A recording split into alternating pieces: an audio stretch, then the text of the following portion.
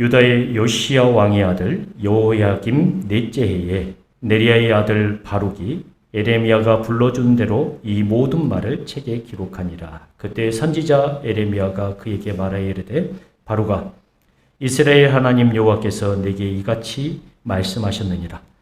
네가 일찍이 말하기를 화로다. 여호와께서 나의 고통에 슬픔을 더하셨으니 나는 나의 탄식으로 피곤하여 평안을 찾지 못하도다. 너는 그에게 이르라. 여호와께서 이와 같이 말씀하시기를 보라, 나는 내가 세운 것을 헐기도 하며 내가 심은 것을 뽑기도 하나니 온 땅에 그리하겠거늘 내가 너를 위하여 큰 일을 찾느냐? 그것을 찾지 말라. 보라, 내가 모든 육체에 재난을 내리리라. 그러나 내가 가는 모든 곳에서는 내가 너에게 내 생명을 노량물 주듯 하리라. 여호와의 말씀이니라. 아멘. 우리가 에레미야서를 계속 지금 나누고 있는데 이 말씀을 나누기는 하는데 여러분들 이 배경을 모르면 이 에레미야서의 말씀이 지금 무슨 배경 가운데 어떻게 주어졌는지 이해를 못할 부분이 있어서 우선 오늘 본문의 배경을 조금 설명하고 말씀을 전하려고 합니다. 본문의 오늘 45장 이 에레미야서의 말씀은 실제로는 어디로 가야 되냐면 순서적으로 역사적으로 말하자면 시간적으로 36장의 사건을 배경으로 기록되어진 말씀입니다. 그러니까 45장은 37장이 돼야 맞는 건데 이게 왜 지금 이 45장에 와 있냐면 그런 이유가 있습니다. 이게 에레미야서 45장이 하나님께서 이스라엘 백성을 다시 표현하자면 남유다 백성들에게 하신 마지막 말씀이기 때문에 이 45장에 지금 에레미야가 했던 바룩에게 했던 말이 기록되었고 그 이후에는 열방을 향한 52장까지는 열방을 심판하는 내용이 담겨 있습니다. 그래서 실제적으로 남유다에게 한 말씀은 어디서 끝나냐면 이 45장으로 끝나게 되었는데요. 이 45장이 에레미야서 36장의 사건을 배경으로 하고 있는데 어떤 배경으로 하냐면 여러분 에레미야서 36장을 한번 잠깐 보십시오. 보셔야만 조금 이해가 될 것 같습니다. 네. 눈으로 한번 보시면서 제 말을 좀 들으시면 좋을 것 같은데요.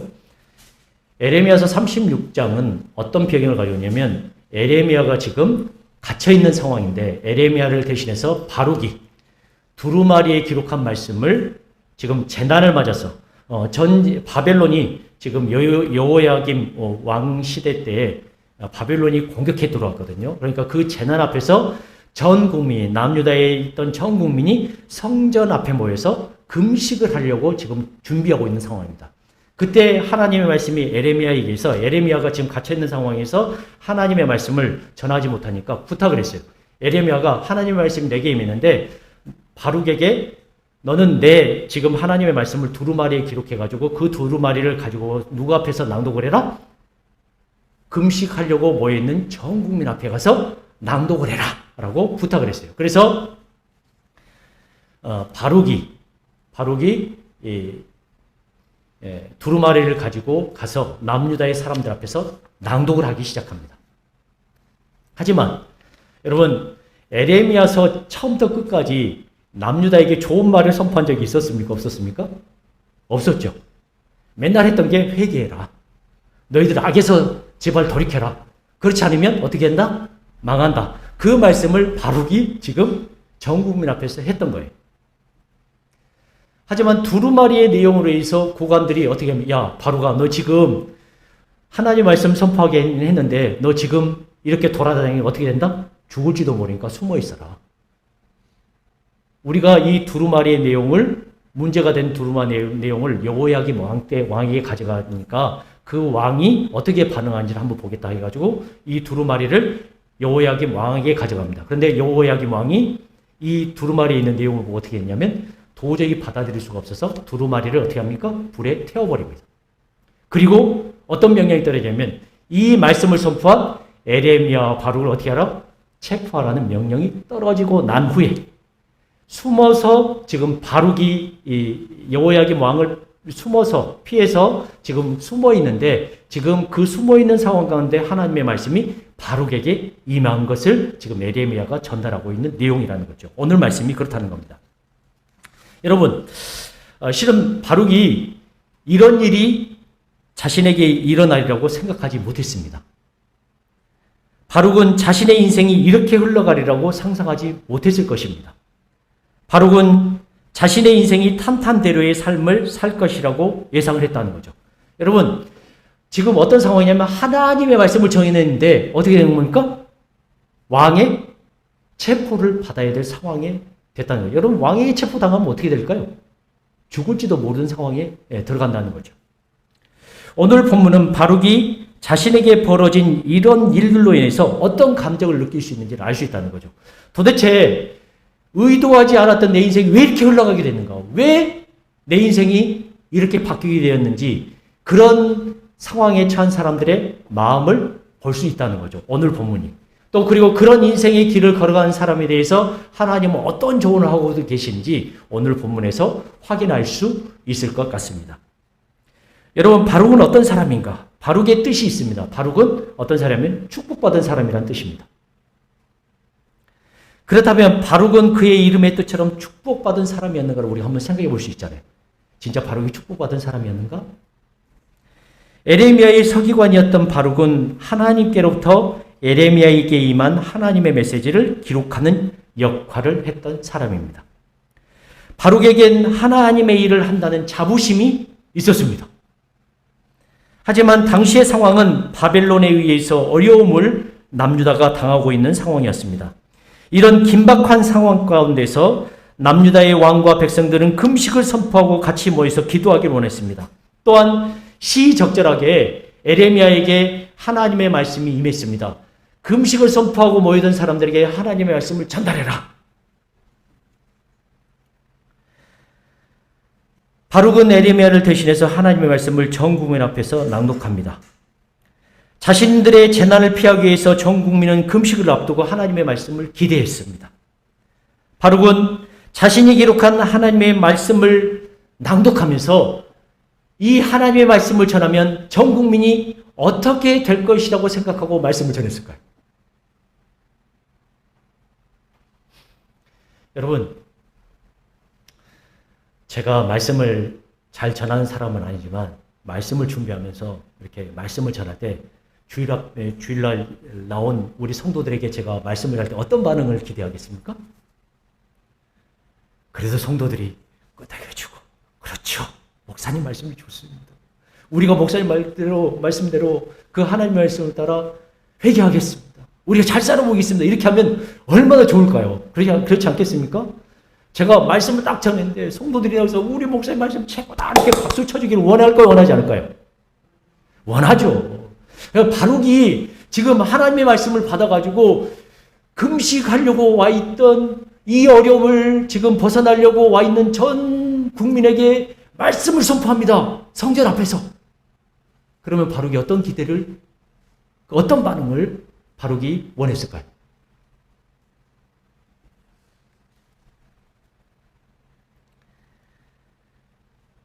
바룩은 자신이 기록한 하나님의 말씀을 낭독하면서 남유다 사람들이 회개하기를 원했습니다. 그들이 악에서 떠나서 하나님의 구원의 소식을 받아들이기를 원했습니다. 바룩은 두루마리에 기록한 하나님의 말씀을 낭독하면 금식을 위해서 모이는 백성들이 회개하며 통곡할 것을 예상했습니다. 하지만 하나님의 말씀을 낭독한 후에 국민들의 반응은 예상치 못한 방향으로 흘러가게 됐다는 거죠. 하나님의 말씀을 받아들여야 할 국민들이 말씀을 배척합니다. 금식을 명령했던 여호야김 왕이 두루마리를 불태웁니다. 그리고 바룩과 에레미야를 체포하라는 명령합니다. 하나님의 말씀은 불태워졌습니다. 왕으로부터 체포령을 받게 됐습니다. 하지만 하나님은 바룩을 숨겨주었죠. 36장 26절에 보면 하나님께서 바룩을 숨겨주었다라고 말씀하고 계십니다. 에레미야가 남유다의 모든 사람들로부터 배척과 비난과 미움을 받았던 것처럼 바룩도 에레미야와 똑같은 고통을 당했다는 겁니다. 무엇을 전했는데? 하나님의 말씀을 전하기만 했는데. 하나님께서 왕으로부터 숨어있는 바룩의 상태를 에레미야의 입을 통해서 말씀하십니다. 바룩아, 네가 지금 내가 숨겨져서 숨고 있는데 네가 숨어있는 지금 이 상황을 너의 상황이 어떤 상황인지를 내가 알고 있다. 지금 너의 상황을 지금 네가 이렇게 생각하고 있는 것으로 알고 있다. 45장을 보십시오.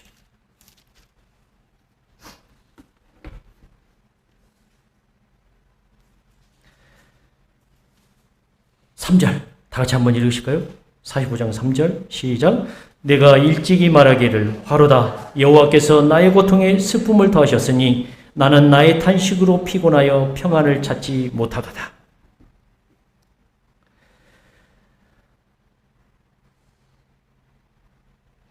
바룩은 자신을 이렇게 만든 것이 누구 때문이라고 믿고 있습니까? 하나님이라고 때문이라고 믿고 있습니다. 하나님께서 내게 무엇을 더했다? 화를 더하셨다. 그 화를 더했기 때문에 지금 나의 고통에 뭐가 더해졌다고요? 슬픔까지 더해졌다. 그리고 지금 너무 힘들고 어려워서 피곤해서 무엇을 찾지 못한다고요? 평화를 찾지 못하는 상태라는 거죠. 여러분, 나의 삶이 내가 의도한 대로 이끌어가지지 않으면 자연스럽게 흘러가지 않고 전혀 다른 방향, 전혀 예상치 못하는 방향으로 흐르게 되면 많은 사람들이 어떻게 생각하냐면 이 화를 누가 주신 것이다? 하나님께서 주신 거라고 생각하게 돼 있다는 거죠. 하나님께서 지금 바룩의 마음을 보면서 이야기하고 있는 거예요. 바룩아, 지금 내 상태가 이런 상태구나. 하나님께서 나에게 화를 더하신 상태구나. 내 고통에 슬픔까지 더해졌구나. 아, 도저히 피곤하여 평안을 찾지 못하고 있는 상태구나. 지금 네 상태가 그런 상태라는 거죠. 바룩의 영적인 상태는 한마디로 차라리 죽고 싶은 상황이었습니다. 자신의 미래가 어떻게 될지 전혀 보장할 수 없는 상태였습니다. 여러분, 이런 경험 안 해보셨나요?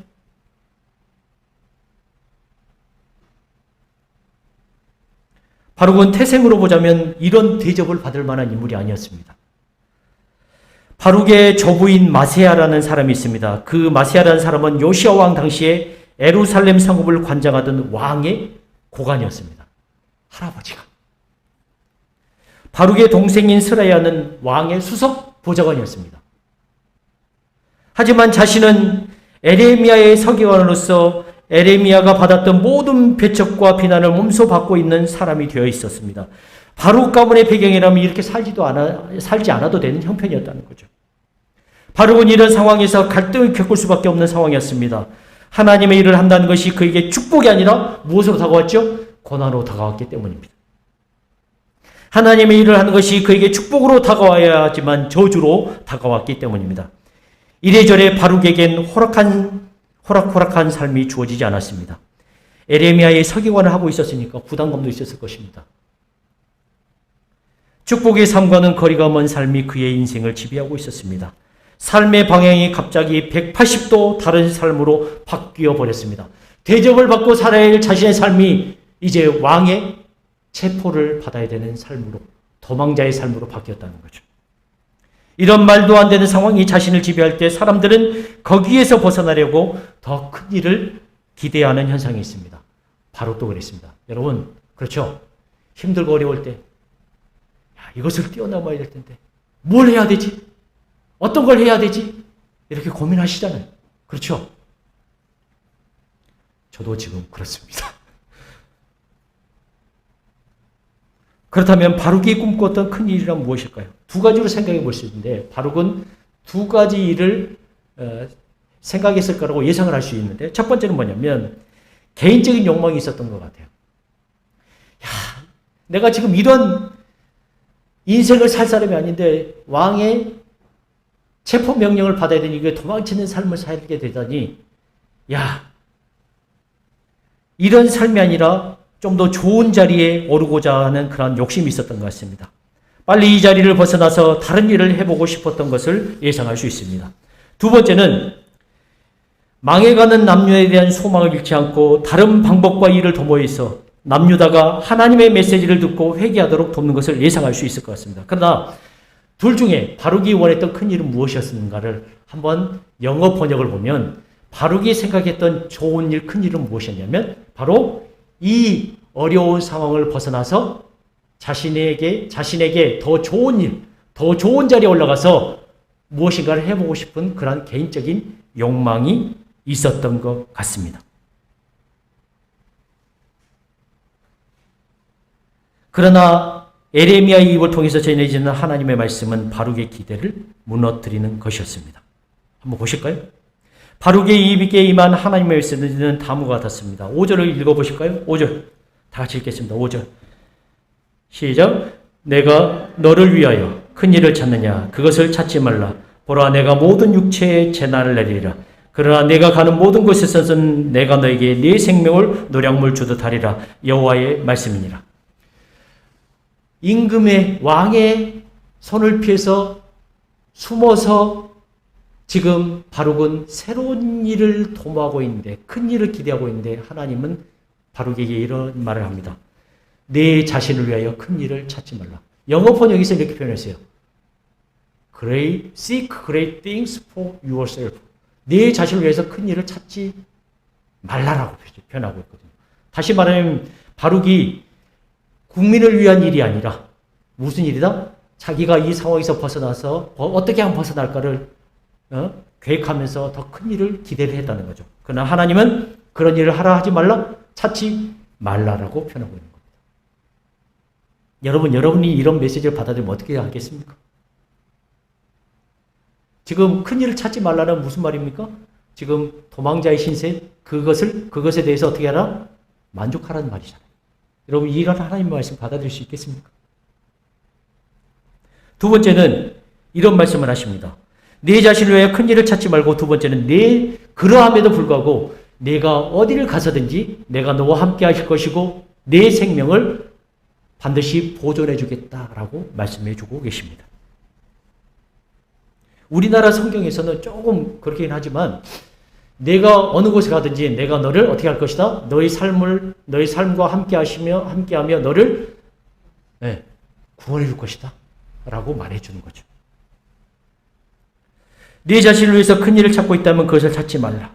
그 대신 내가 어디 가든지 내가 너의 삶에 함께 있어 너를 전쟁의 노량물처럼 너의 생명을 구원해 주겠다고 약속하십니다.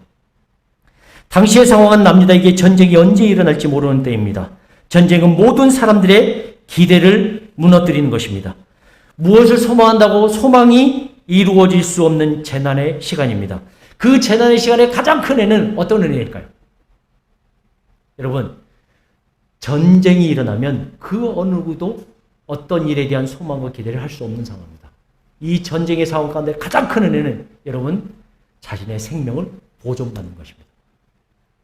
왜 자신의 생명을 보존받는 것이 가장 큰 일일까요? 그래야 다음을 기약할 수 있기 때문입니다. 여러분, 이 자리에 계신 장로님도 어렸을 때 6.25 전쟁을 겪은 세대입니다. 그러나 그 전쟁의 세대에 어떤 일을 당했다면 지금 새로운 일을 기대할 수 있을까요? 없을까요? 없다는 거죠. 하나님께서 지금 바룩에게 그걸 말하고 있는 겁니다. 내가 반드시 너를, 전쟁이 일어나면 사람들이 좋은 노량물은 반드시 찾아서 건져가는 것처럼 내가 어딜 가든지 너를 반드시 그렇게 찾아서 구원해 주겠다. 내 생명을 보존해 주겠다 말씀하시는 거죠. 내가 그렇게 할 수 있는 이유는 어떤 거냐면, 나는 어떤 하나님이시기 때문이냐면 4절입니다. 4절. 같이 한번 읽으실까요? 4절 시작. 너는 그에게 이르라. 여호와께서 이와 같이 말씀하시기를, 보라, 나는 내가 세운 것을 헐기도 하며 내가 심은 것을 뽑기도 하나니 온 땅에 그리하겠거늘. 이 말씀은 지금 어떤 것을 배경으로 하고 있냐면, 많은 사람들이 자신들의 생명을 보존하기 위해서 여러 가지 기대를 할 것입니다. 그러나 남유다에게는 그런 기회가 없을 것이라는 말씀인데, 여러분, 우리가 저번 주에도 얘기했지만 남유다가 자신들의 생명을 보존하기 위해서 나중에는 어디까지 도망갑니까? 애굽에까지 도망간다고 그랬잖아요. 자, 그런데 지금 이 36장의 배경이 어떤 배경이냐면, 바벨론과 이집트와 애굽이 전쟁을 하는 갈그미스라는 전투가 일어났습니다. 결국 거기서 누가 승리하면 바벨론이 승리를 하게 됩니다. 그 일을 통해서 다른 나들이 약속으로 전락합니다. 그런데 그 남유다가 어디까지 도망하냐면 자신의 생명을 보지 않으시 애굽으로 도망하거든요. 그런데 그 애굽으로 도망할지라도 하나님께서 어떻게 할 것이다? 네, 망하게 하겠다는 거예요.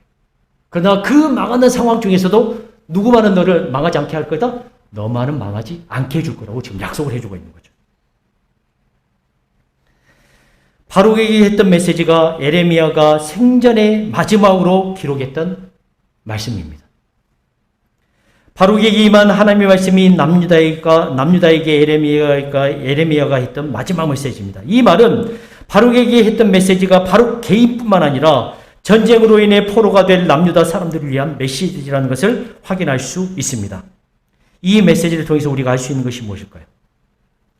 하나님의 길을 걷는 사람에게도 인생의 방향이 갑자기 바뀔 수 있다 없다? 있다라는 거죠. 하나님의 믿는 사람도 좌절할 수 있고 슬퍼하며 야망을 품을 수도 있습니다. 때로는 하나님께서 그 자신을 그러한 상태로 밀어넣으셨다고 믿을 수도 있고 화를 낼 수도 있습니다.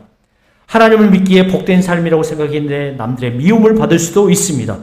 그래서 더 많은 것을 꿈꿔 볼 때도 있습니다. 때로는 하나님께서 우리 자신을 위해서 큰일을 찾지 말라고 절망의 메시지를 주는 것처럼 보일 때도 있습니다. 그러나 하나님께서 바룩의 인생을 복된 인생이라고 하셨던 이유를 우리가 보아야 합니다.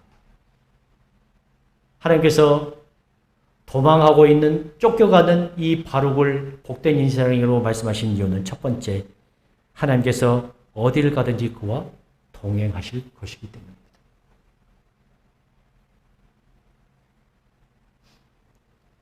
여러분, 가장 불행한 사람 중에 하나는 사람은 어떤 사람이냐면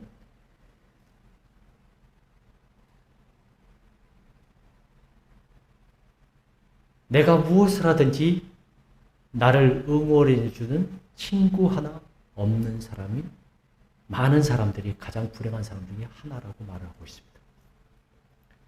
그러나 여러분에게 진정한 친구가 있습니다. 누가 있습니까? 하나님께서 여러분의 삶이 어떻게 되든 어떤 방향으로 바뀌든지 여러분과 함께하는 삶이 여러분에게 지금 주어져 있습니다. 그러므로 여러분의 삶이 때로는 남들이 보기에는 도망자처럼 보이고 때로는 남들이 보기에는 그런 배경을 가져서 이런 삶을 살고 있느냐고 비난할지 모르지만 그 삶이 축복받은 삶이라는 것을 기억하시길 바랍니다. 두 번째는 바룩을 통해서 우리에게 주는 메시지가 이런 것 같습니다. 구원은 누구로부터 온다고요? 여호와께로부터 오는 것입니다. 우리가 어디에 있든지 구원은 하나님께로부터 오는 것입니다. 그러므로 여러분은 지금 현재의 상황과 상관없이 제2의 바룩이 될 것입니다. 축복받은 사람임을 잊지 마시고 살아가시기 바랍니다.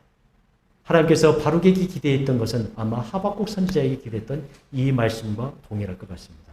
여러분, 이 하박국 말씀을 3장의 말씀을 읽고 마치려고 하는데요. 여러분, 구약성경 하박국서 3장을 한번 보도록 하겠습니다.